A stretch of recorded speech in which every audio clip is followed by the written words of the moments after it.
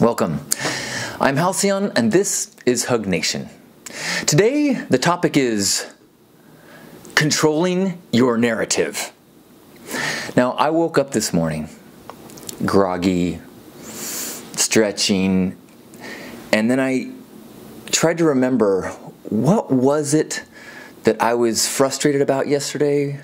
I knew that I was kind of on the edge of a funk and kind of feeling a little down, but I woke up and I couldn't remember why was it? And I searched, I'm like, oh right, okay. I was being not very productive last week, and I was feeling bad about myself because of that.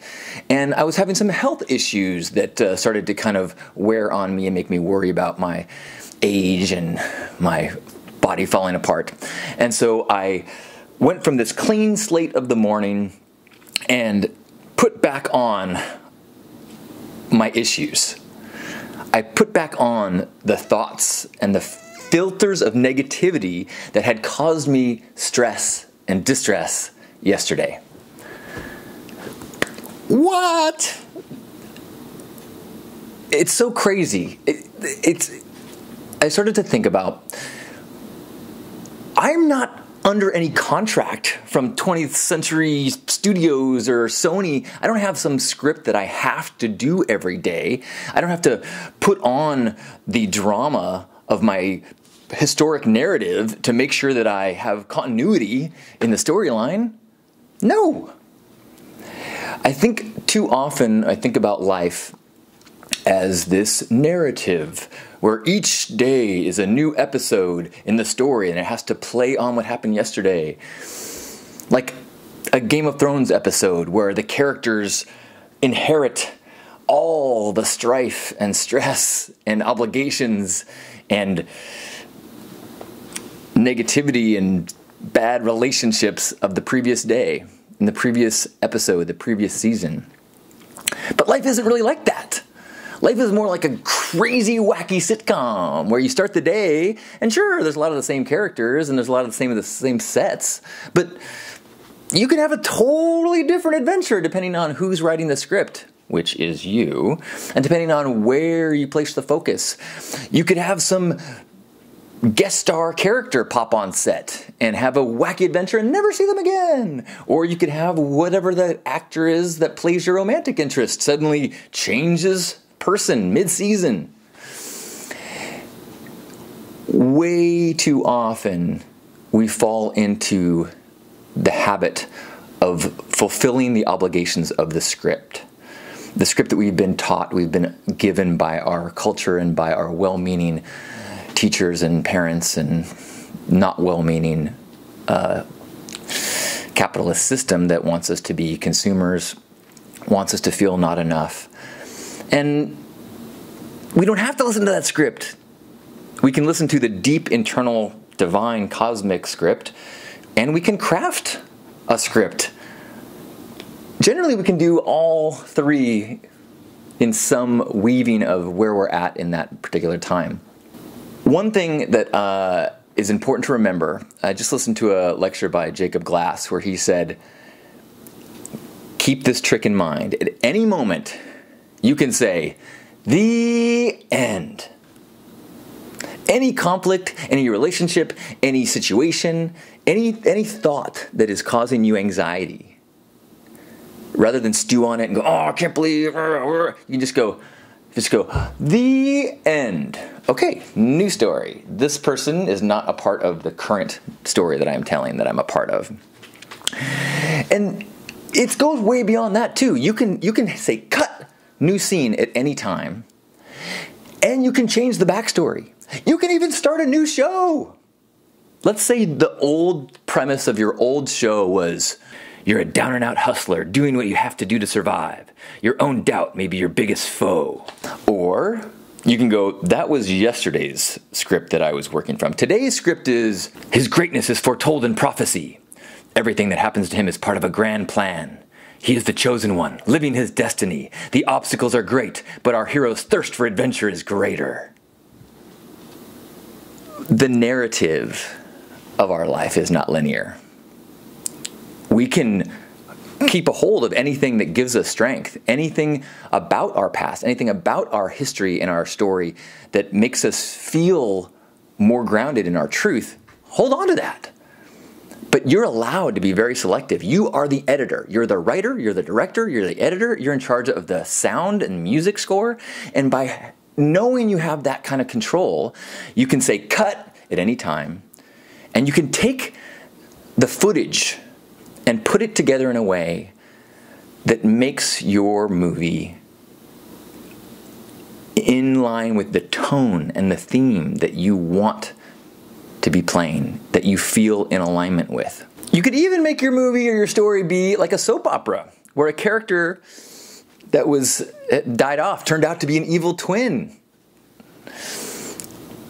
I'm telling this to myself as someone who occasionally falls into ruts. Does that ever happen to you? Where you find yourself beating yourself up because of a choice or decision or a lack of action that has happened in the previous day, in the previous week. And then suddenly the identity, the character that I play today begins with this backstory of disappointment. And there is no director that is making me obligated to do that. There is no script that calls on me to be consistent with a character I was playing yesterday that I don't want to play anymore. So, cut! I have begun a new script today. It is about a brave hero who, yes, takes time to be present and appreciate the now moment, and also embraces the adventure of the unknown obstacles that become a part of the grand adventure he shares with the world. Thank you for playing a supporting role, and oh so well done, by the way, a supporting character in this amazing new movie that may go till the end of the day. It may go until the end of my life. Preferably those being different things. And there's more to this idea of being in control of the timeline of your life. Because there are expectations about how long we should enjoy something, how long it takes to recover from something, how long we should grieve. In the news, Patton Oswald, a treasure in terms of his comedic insight and wit, publicly shared the grief of his spouse dying in 2016. And it was courageous, and it was haunting, and it was such a privilege for him to share this journey of pain that he was going through. And then this week he announced that he was engaged to Meredith Salinger. And there was all this commentary, these twittering from people who didn't approve. The script in their head said that you should wait longer, you should grieve longer. He should not have love in his life so quickly after such a painful thing as losing his wife. What? That is crazy. That is crazy. To see someone finding happiness, finding joy, finding love, and saying, nah, that doesn't fit the way I think that you should experience love. That's like saying, I don't think the sex of the person that you love is correct. I don't think the things you do for fun are fun. I don't think the way your heart works is... What? God bless him. That is such a, even as important and courageous as sharing the path of pain is his courageous embracing of the now. He said, cut. I'm starting in a new story. It's a love story. And even though I know there's going to be this backlash, according to people who think that I'm off script, fuck them, because the only real truth we have to follow is following our heart, following our joy. And what a role model to do so. Everyone who is following their heart and making their story about love is a hero. So make your story about love.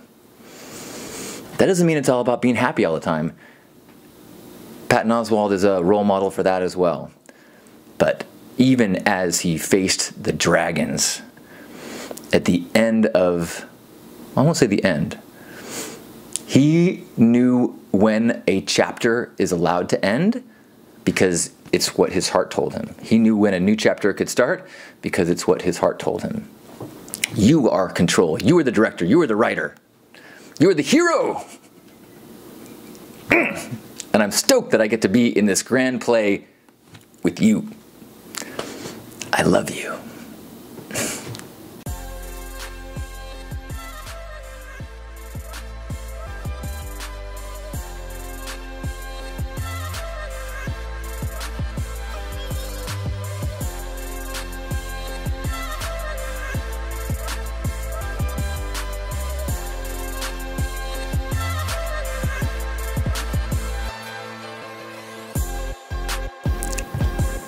I mentioned, are you a Game of Thrones character or are you a Rick and Morty character? And I use those two examples because Game of Thrones is one to me that is, the characters are rich and vibrant, but so anchored in all the upsets and pain and obligation and violence, not only of their life, but of their lineage. And so the narrative arc of Game of Thrones is very much, follows the succession of these actions. And something that happened years ago, slighting someone, could come back and cause, the beheading years later.